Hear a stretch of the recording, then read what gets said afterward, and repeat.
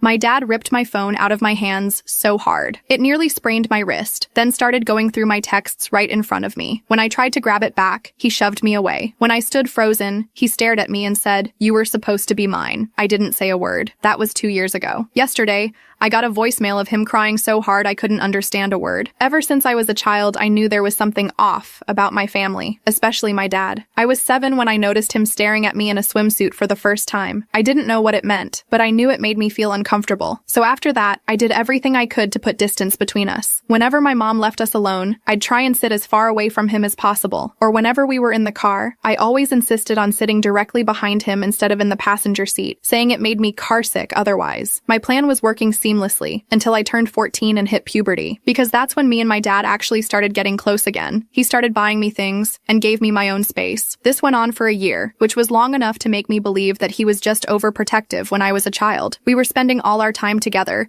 and he was the only adult that didn't make me feel like I was all alone in the world. He listened to me about everything, and always knew just the right thing to say to cheer me up, until I got a boyfriend. That's when everything changed. At first, my dad pretended to be supportive. He cracked awkward jokes, ruffled my hair, said stupid things like, "My little girl's growing up." I smiled and laughed along because I wanted so badly to believe it, to believe he was normal, to believe I hadn't wasted a year convincing myself he was safe. But then came the small punishments, canceling our movie nights, getting too busy for our drives, giving short, cold replies when I tried to talk about school or friends. I thought maybe he was just adjusting. Well, I was standing in the hallway texting my boyfriend when my dad walked past. He grabbed the phone from my hand so hard it nearly sprained my wrist. "What the hell do you think you're doing?" he hissed. I froze. I had never seen him like this before, not even when I was a kid. He aggressively grabbed my phone and started going through all of our texts right in front of me. When I tried to grab it back, he shoved me off him. Not enough to throw me across the room, but enough to make it clear. The kindness had never been unconditional. When he was done reading, he didn't hand the phone back. He just stood there, silent, staring at me. For a second, I almost thought he was about to cry. And then he said it. The sentence that killed whatever was left of the little girl who wanted to believe she was safe. "You were supposed to be mine." My blood went cold, and in that moment, I knew I had to leave. Somewhere, anywhere else. But since I still didn't trust any other relative in my family, I had to make it subtle. So I called my aunt on my mom's side, asking if I could come over to visit. And that's how I spent my evening on a 3-hour bus ride, wondering whether or not my dad was truly, well, you know. The second she opened the door, my life changed forever. Because she was smiling so hard her face was practically beaming. "Daisy, come here!" Her hug was so genuine it was almost enough to erase all the painful thoughts I was having. Almost. Because as soon as we got inside, I started crying my eyes out. I wasn't planning on telling her anything, but she stroked my hair and said, "I know about your dad, honey." This made me cry even harder, but I knew I had come to the right place. That week was the first time in years I actually felt safe. Every night before I slept, she tucked me in and gave me a new dream catcher for my nightmares. And every morning, she'd teach me how to meditate and self-regulate my emotions. It was the first time in my life that I didn't feel like a prize someone was trying to claim. Little did I know, that week ended up being the calm before the storm, because the next day, she handed me a help-wanted flyer for a job at a local old people's home. I told her I appreciated it, but I was too busy with school to work. She went completely silent and just left. But the next morning, everything felt off. She was smiling, but her eyes were cold. "You know," she said casually, "your parents keep calling. They miss you so much." My mouth went completely dry and I had to stop myself from crying. "But I'm sure you don't want them to know what we talked about, do you? I can only imagine what your grandparents would say. Your cousins, your friends." I felt tears welling up in my eyes. That's when she rehanded me the job flyer. I wanted to scream and beat her senseless, but I didn't. Instead, I took the flyer, plastered on a huge smile, and said, "Of course I'll take the job." She smiled to herself, thinking she had won. If there's one thing my dad taught me, it's to always hide your intentions. So even when she later demanded that I give her 70% of my paycheck, I agreed. And even when she blackmailed me into cleaning her house from top to bottom every weekend, I agreed. Not because I was a pushover, but because I was playing the long game. And soon everyone would regret how they treated me. The first step in my plan was to document everything. I started keeping a secret journal, recording every unreasonable demand, every insult, and every penny my aunt took from my paycheck. I hid it inside a hollowed-out math textbook that nobody would ever touch. My Aunt Susan thought I was just a dumb kid who would do whatever she wanted. She had no idea what was coming. My parents weren't any better. When I called home that first weekend, my mom asked if I was being grateful to Aunt Susan for the opportunity. Dad got on the phone and reminded me that family helps family, and I should stop complaining about the cleaning and the money. They didn't even ask if I was okay or how school was going. They just wanted me to keep Aunt Susan happy so they wouldn't have to deal with her themselves. I smiled through it all. At school, I joined the computer club and made friends with Jamie, a quiet kid who knew everything about technology. I casually mentioned my situation, and Jamie taught me how to set up hidden cameras. I bought 3 with my own money, the 30% of my paycheck that Aunt Susan let me keep. I placed them strategically, one in the living room, one in the kitchen, and one pointing at the front door. The cameras caught everything. Aunt Susan bringing home different men when she thought I was at work. Aunt Susan bad-mouthing my parents on the phone, calling them those idiots who dumped their problem child on her. Aunt Susan going through my backpack and reading my school assignments. And best of all, Aunt Susan telling her friend Barbara that she was milking this babysitting gig for all it's worth and laughing about how she was using my money to pay for her online shopping addiction. I saved every video file to a secure cloud account that Jamie helped me set up. Evidence was piling up, but I wasn't ready to use it yet. I needed more. Phase 2 of my plan started when Aunt Susan's birthday came around. I baked her favorite cake and bought her a nice bracelet with my own money. She seemed surprised by my generosity, and that's when I suggested that maybe I could help manage her finances since I was so good at math. She laughed at first, saying I was just a kid, but I persisted, showing her how I could set up a spreadsheet to track her expenses. Eventually, she agreed to let me help with her online banking,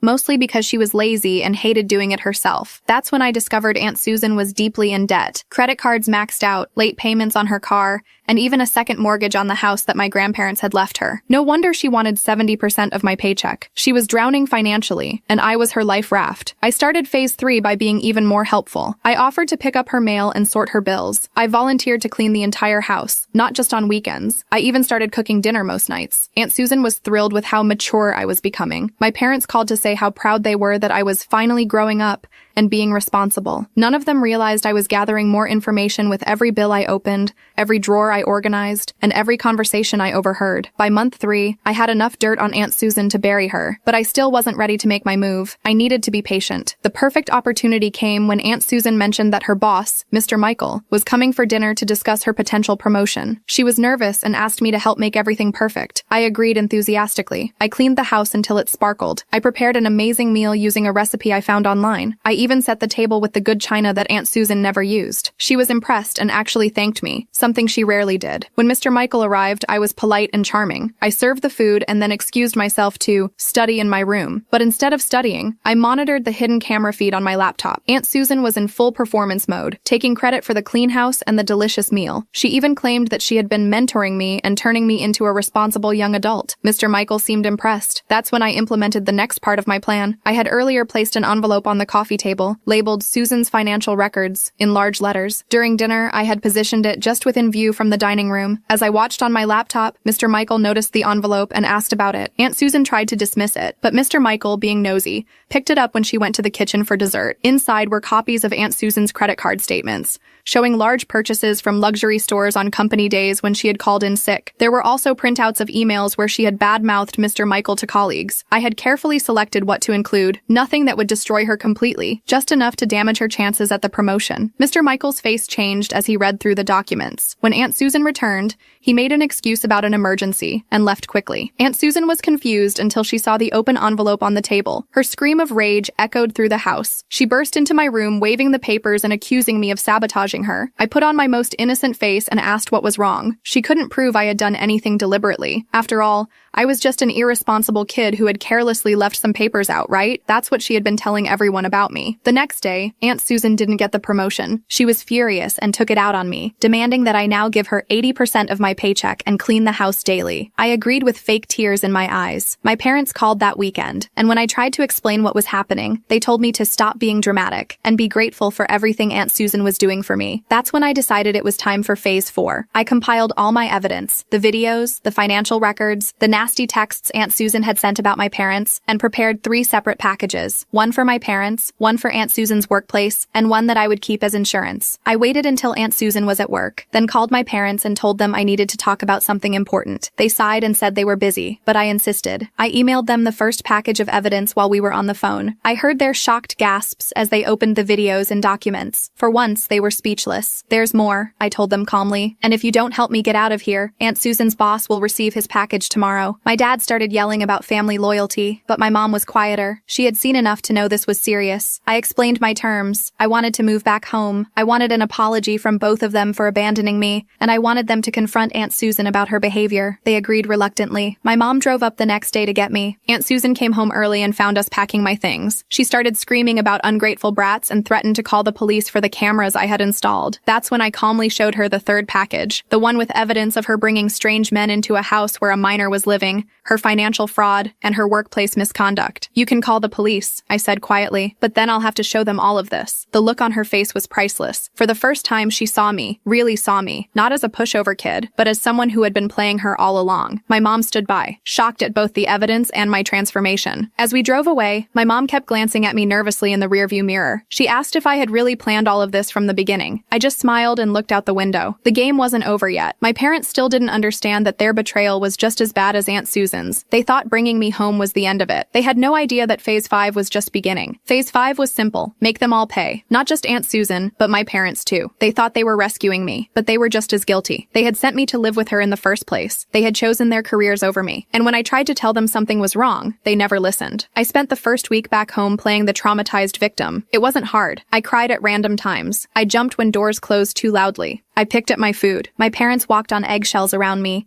whispering when they thought I couldn't hear. She needs therapy, my mom said one night, her voice carrying through the thin walls of our suburban home. She needs time, my dad argued, always the optimist. She'll bounce back. They were both wrong. What I needed was access to their computers, phones, and financial information, and their guilt was making it easy to get. I started small. When my mom left her laptop open, I installed a keylogger. When my dad put his phone down to shower, I memorized his passcode. I found their tax returns in the office filing cabinet. I discovered my mom's secret email account where she talked to some guy named Robert from work, a little too friendly. I found my dad's hidden poker app where he'd lost thousands of dollars. They had secrets too. Everyone did. At school, I was the quiet girl who'd returned after a family emergency. The teachers gave me extensions on assignments. The counselor called me in twice a week for check-ins that I navigated carefully. I needed to appear damaged but improving. Not so broken they'd send me to a real therapist who might see through me. Meanwhile, Aunt Susan was facing charges for financial fraud. My parents thought that was justice, completely clueless to what was coming. My opportunity came when my parents announced they were going to a weekend work retreat together. They hesitated, worried about leaving me alone so soon after the incident, as they called it. My mother twisted her wedding ring nervously as they discussed it in the kitchen. I'll be fine, I assured them with just the right amount of brave fragility in my voice. Jessica from math class invited me for a sleepover anyway. There was no Jessica. There was no sleepover. There was just me, alone in the house for 48 hours. As soon as their car disappeared down the street, I got to work. I used my mom's work email to send a series of inappropriate messages to her boss. Nothing too obvious, just subtle comments that would make him uncomfortable and plant seeds of doubt about her professionalism. From my dad's phone, I sent text messages to his biggest clients canceling upcoming meetings,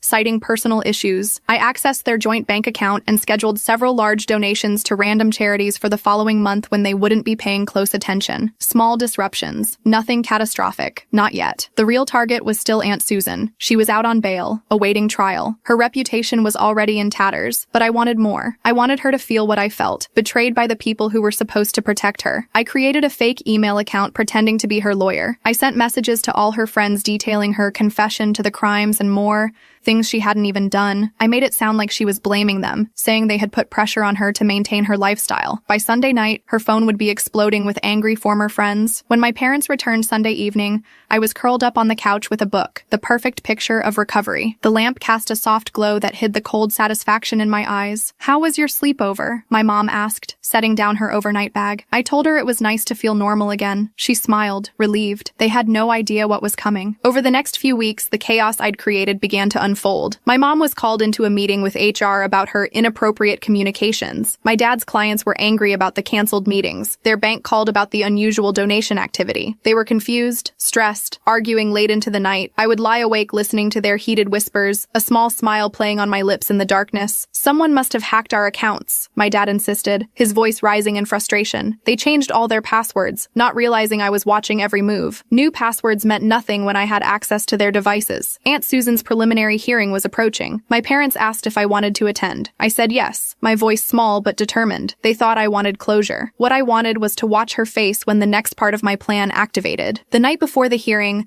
I sent an anonymous package to the prosecutor with printouts of all the additional financial documents I'd found in Aunt Susan's house, the ones I hadn't given to my parents. Documents that showed my dad had known about some of her schemes, had even benefited from them. I had discovered them in a hidden compartment of her antique desk, the one she never let me touch. The morning of the hearing, we sat in the courtroom, my parents on either side of me like protective bookends. The wooden benches were hard and uncomfortable, much like the truths about to be revealed. Aunt Susan sat at the defendant's table, her once perfect hair now dull, her designer clothes replaced by something plain and appropriate for court. She didn't look at us. When the prosecutor stood and mentioned new evidence that implicated additional parties, my dad stiffened beside me. When the prosecutor specifically mentioned my father's name, my mom gasped. I kept my eyes down, playing the part of the confused child. The judge called for a recess. In the hallway, my parents argued in harsh whispers. My dad insisted he knew nothing about Susan's schemes. My mom wasn't believing him. I stood silently, watching their marriage crack right before my eyes. Did you know about this? My mom finally asked me, her voice breaking, her mascara slightly smudged from fighting back tears. I looked up with wide, innocent eyes. About what? The hearing was postponed. We drove home in complete silence. My dad was now under investigation too. My mom moved into the guest bedroom that night. Phase 5 was working perfectly. Over the next month, everything fell apart for them. My dad had to hire his own lawyer, an expensive one with slicked back hair and cufflinks that probably cost more than our monthly mortgage. My mom took a leave of absence from work after the email scandal. Their joint accounts were frozen during the investigation. Aunt Susan, desperate to save herself, started telling authorities that my dad was the mastermind behind everything. I watched it all with quiet satisfaction. At night, I added to my journal, documenting every step of my revenge. Sometimes I wondered if I was going too far, but then I'd remember the year I spent with Aunt Susan, how she'd manipulated me, used me, made me feel worthless while stealing my inheritance, how my parents had abandoned me to her. No, they deserved this. My mom started drinking wine every afternoon. My dad spent most nights at a hotel. They thought I was coping well because I kept my grades up and joined the debate team. They were too wrapped up in their own problems to notice I was thriving on their destruction. Then came the day my mom found my journal. I'd gotten careless, left it under my mattress instead of in my locked box. She came into my room holding it, her face white, her hands shaking. The leather-bound book looked small in her trembling fingers. "What is this?" she whispered. "Please tell me this isn't real." I could have lied. I could have said it was creative writing, a way to process my trauma. But looking at her broken expression, I decided it was time for the final phase, the truth. "You sent me away," I said simply. "You chose your careers over me, and when I needed you most, you didn't listen." She sank onto my bed, flipping through pages of my detailed plans. "You did all this? The emails, the donations, your father's investigation?" I nodded. "You're just a child," she said, but her voice held fear now. She was finally seeing me clearly. "I stopped being a child the day you left me with her," I replied. My mom looked at me like I was a stranger. Maybe I was. The daughter she knew had died during that year with Aunt Susan. What remained was someone else entirely. "What happens now?" she asked. I smiled. That was the interesting question, wasn't it? Phase 5 was complete. Everyone had paid for what they did to me, but I hadn't planned a Phase 6. I guess I'd have to improvise. I took a step toward my mother, watching her flinch. It was almost funny how she feared me now. This woman who had abandoned me, who had chosen her new husband over her own daughter, was now looking at me like I was the monster. The marble countertop gleamed between us, spotless like everything else in her life, except for me. "I think I'll take a vacation," I said casually, running my finger along the cool surface. "I've earned it, don't you think?" My mother nodded quickly, probably hoping I'd disappear from her life again, but this time on my terms, not hers. Her hands trembled slightly as she clutched her designer cardigan closer to her body. I left her standing in her perfect kitchen in her perfect house, the one she'd built with Richard while forgetting I existed. The satisfaction I felt walking away was better than I'd imagined during those long nights at Aunt Susan's house,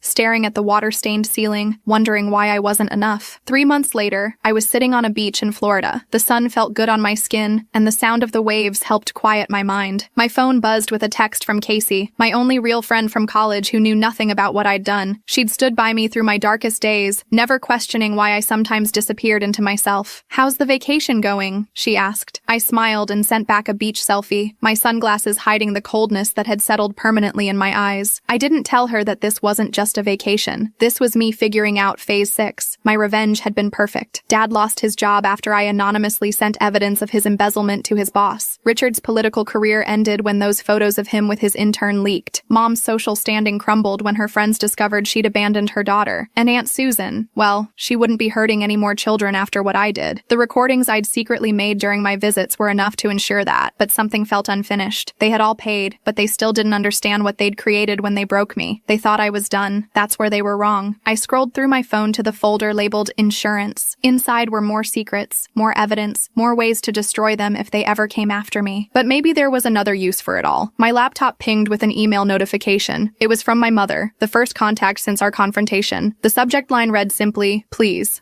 come home," she wrote. "We need to talk. We can fix this." I laughed out loud, startling a nearby sunbather. Fix this? There was no fixing what had been done to me, but her email gave me an idea. I closed my laptop and watched the waves crash against the shore, formulating my next move with each rhythmic pulse of the ocean. 2 weeks later, I was back in my hometown. I rented a small apartment instead of staying with any family. I needed my own space, my own fortress to plan from. The bare walls and minimal furniture suited me. Nothing like the cluttered, suffocating environment of Aunt Susan's house or the sterile perfection of my mother's home. I called my mother and agreed to meet her for coffee. When I arrived at the cafe, I was surprised to find not just her, but my father and Richard too. A little family reunion. How touching. They all looked terrible. Dad had aged 10 years and 3 months. His once proud posture now stooped, his confident smile replaced with nervous glances. Richard's confident politician smile was gone, replaced by a grim line that aged his once handsome face. And my mother's hands shook as she clutched her coffee cup, her manicured nails tapping an anxious rhythm against the ceramic. They took turns trying to convince me to stop whatever I was doing. They apologized, made excuses, even tried to blame each other. I just smiled and listened, savoring each desperate word. Little did they know I wasn't actively doing anything to them anymore.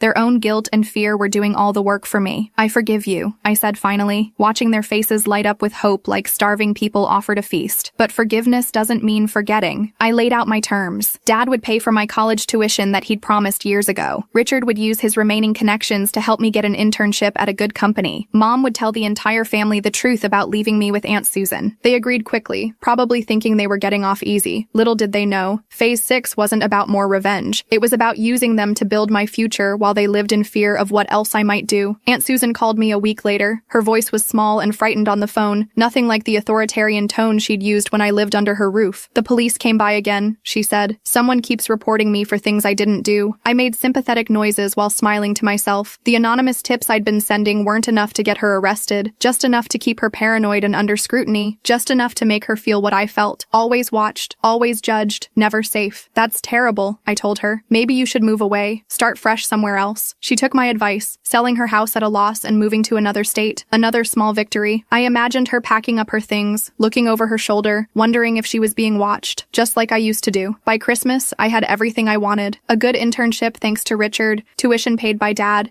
and a family that now walked on eggshells around me. At the holiday dinner at my grandparents' house, I watched my mother nervously explain to everyone why she'd left me behind years ago. The family's disapproving looks were better than any present. "You've changed," my grandmother told me privately, her eyes searching mine for the granddaughter she remembered. "There's something different about you." I just smiled. I grew up. In January, I started my internship. My boss, Jordan, was impressed with my work ethic and attention to detail. She didn't know those skills had been honed planning elaborate revenge schemes, documenting every slight, every hurt, every betrayal until I had enough ammunition to destroy my family. "You're going to go far," she told me after I completed a difficult project ahead of schedule. I believed her. For the first time, I was looking forward instead of backward. But that didn't mean I'd forgotten. Every few weeks, I'd send one of my family members a small reminder that I was watching. A photo to my dad of his new office, a copy of Richard's private calendar sent to his email, a package to my mother containing the bracelet she'd left behind when she moved out years ago. Nothing threatening, nothing explicit, just enough to keep them wondering what I might do next, just enough to make sure they never felt completely safe. By summer, I had been promoted at work. I had my own apartment, my own money, and my own life. The control I'd fought so hard for was finally mine. I decorated my new place with careful precision, everything in its place, everything under my control. Casey visited me in July, marveling at how well I was doing. "I don't get it," she said as we had dinner at a nice restaurant I could now afford. "A year ago, you were barely functioning, and now look at you." I shrugged. I found my motivation. What I didn't tell her was that my family was still waiting for the other shoe to drop. They didn't understand that keeping them afraid was better than any additional revenge I could take. Their imagination of what I might do do was far worse than anything I would actually do. In August, I got a letter from Aunt Susan. She was sick. She wrote, "Cancer." She wanted to make amends before it was too late. The paper was tear-stained, her handwriting shaky. I read the letter twice, then filed it away with my other insurance. No response needed. Let her wonder if I'd even received it. Let her face her mortality with the same uncertainty she'd forced me to live with. My mother called me on my birthday in September. "We're having a family dinner," she said hesitantly. "Will you come?" I agreed, curious to see them all together again. When I arrived at my parents' old house, everyone was there. Dad, looking smaller somehow. Richard, still trying to project confidence but failing. Mom, nervous as always around me now. And surprisingly, my grandparents. They had a cake, presents, even balloons. A perfect family celebration. Anyone looking in from the outside would think we were normal. During dinner, my father cleared his throat. "I want you to know," he said carefully, "that we're all very proud of how well you're doing." The others nodded quickly in agreement. I smiled. They still didn't get it. They thought I'd moved on, that I was better now. They were completely blindsided to the fact that every success I achieved was another form of revenge. Every promotion, every accomplishment was my way of showing them what they had almost destroyed. "Thank you," I said sweetly. "I couldn't have done it without you." They looked relieved, taking my words as forgiveness rather than the accusation they were. As I blew out the candles on my cake, I made a wish, not for more revenge, but for the strength to keep building my life while they remained trapped in the prison of fear I'd created for them. Phase 6, it turned out, wasn't about destroying them further. It was about thriving while they withered. And from the looks on their faces as I opened my presents, it was working perfectly. I smiled as I unwrapped the expensive watch from my mother. It was exactly what I'd asked for. Not because I wanted it, but because I knew it would strain their budget. The silver band gleamed under the dining room lights, almost as brightly as the discomfort in my father's eyes. He shifted uncomfortably in his seat while my Aunt Karen kept glancing at her phone, probably checking her dwindling bank account. The tension in the room was delicious. "It's perfect," I said, my voice sweet with fake gratitude. I slipped it onto my wrist, making a show of admiring how it caught the light. "You always know exactly what I want." The party continued with forced smiles and nervous laughter. My college friends, who knew nothing about my history with my family, chatted happily over cake and punch. They saw me as the successful psychology major with a bright future, the girl with perfect grades and insightful comments during class discussions. They had no idea that every theory I learned in class was being tested on the people who had once abandoned me. Every principle of cognitive dissonance, every lesson on manipulation and guilt, all applied with surgical precision. After everyone left, I stayed behind to help clean up. My parents looked exhausted, dark circles under their eyes and slumped shoulders betraying their fatigue. Good. Phase 6 was working perfectly. The constant worry was wearing them down exactly as I'd planned. "I got that internship at the counseling center," I mentioned casually while collecting paper plates stained with frosting. "The director says I have a natural talent for understanding people's weaknesses. She thinks I could have a promising career in psychological assessment." My father dropped a trash bag. The sound of bottles clinking inside punctuated the sudden silence. My mother's smile froze on her face, her lipstick slightly smeared at one corner. "That's wonderful, honey," she managed to say, her fingers nervously twisting her wedding ring. I nodded. "I'm thinking of specializing in family trauma. I have so much personal experience to draw from." I let the words hang in the air, heavy with implication. The look they exchanged was priceless. A flash of panic, quickly suppressed. They never knew if my comments were innocent or loaded with hidden meaning. That uncertainty was my greatest weapon, sharper than any direct accusation could ever be. When I left their house that night, the cool evening air felt refreshing after hours in that pressure cooker of anxiety. I checked my secret email account while waiting for my Uber. The messages from their coworkers, neighbors, and friends kept flowing in. Little bits of gossip and information that I collected like precious gems. People loved talking about my parents and aunt,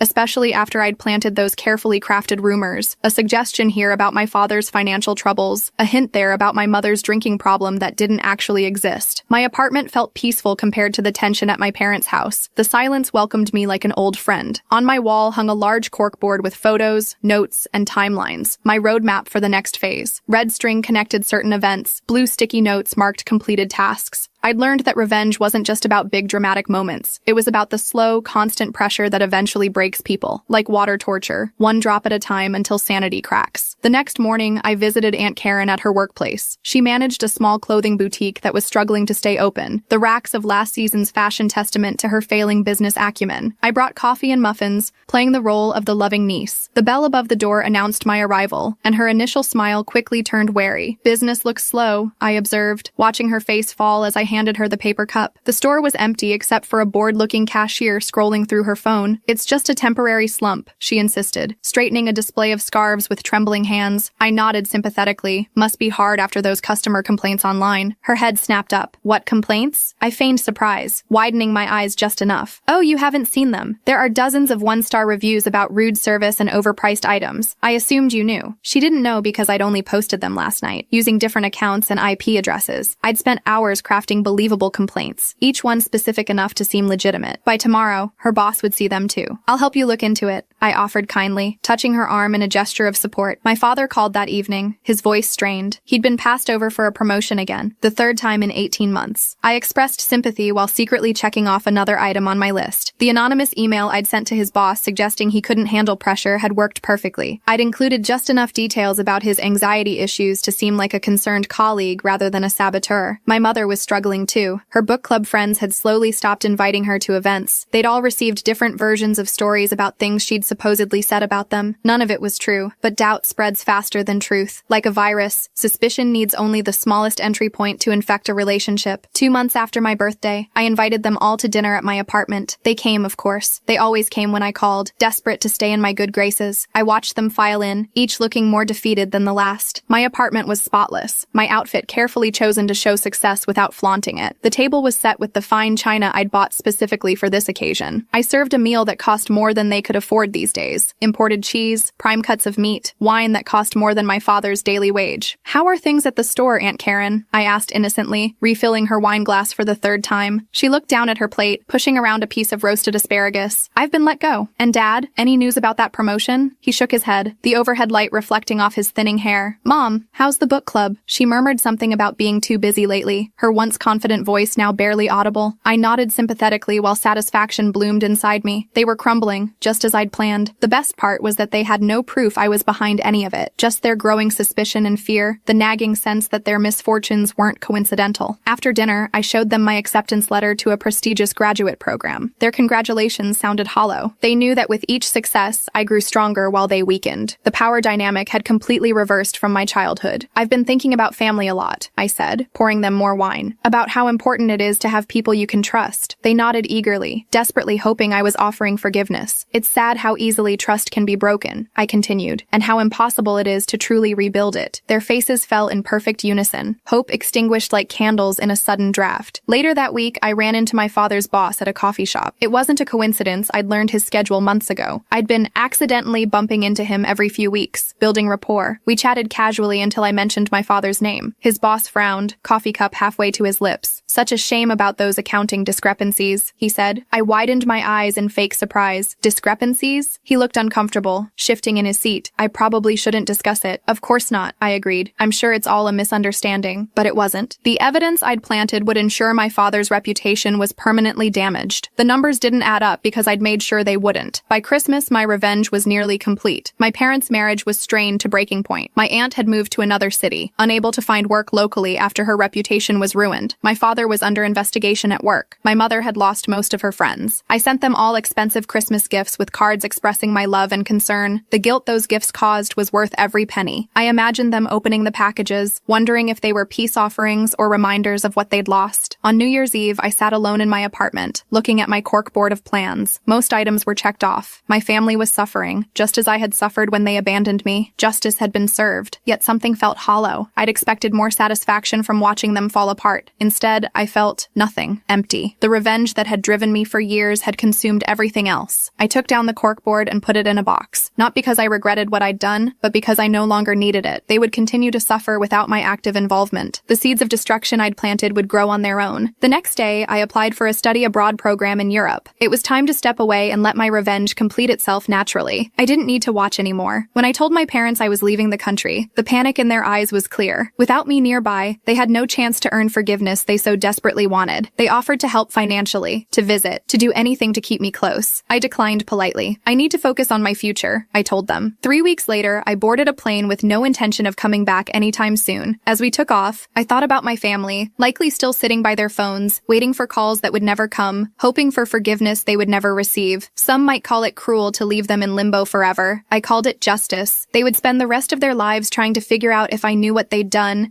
if I was behind their misfortunes, if I would ever truly forgive them, they would never know for sure, and that uncertainty would be their prison long after I'd moved on. The plane climbed higher, and I closed my eyes. Phase 7, it turned out, wasn't about revenge at all. It was about freedom. Did you enjoy my story? What a journey it has been. I truly wonder, what would you have done if you were in my shoes? Would you have chosen silence to keep the peace, or would you have done what I did to reclaim your dignity? Let's meet in the comments below. I'm so curious to hear your thoughts. I'm reading every single one. Which city are you listening from tonight? If my story resonated with you, you can support me and help me bring more stories like this to the world by sending a super thanks. Your sweet support means the world to me and allows me to continue this journey with all of you. On the screen now, you can see 2 new life stories that I highly recommend you watch next. There are so many more on my channel, each with its own lessons and triumphs. Don't forget to subscribe and click the notification bell so you never miss a new chapter. Thank you for being here with me. Until the next story, with love and respect.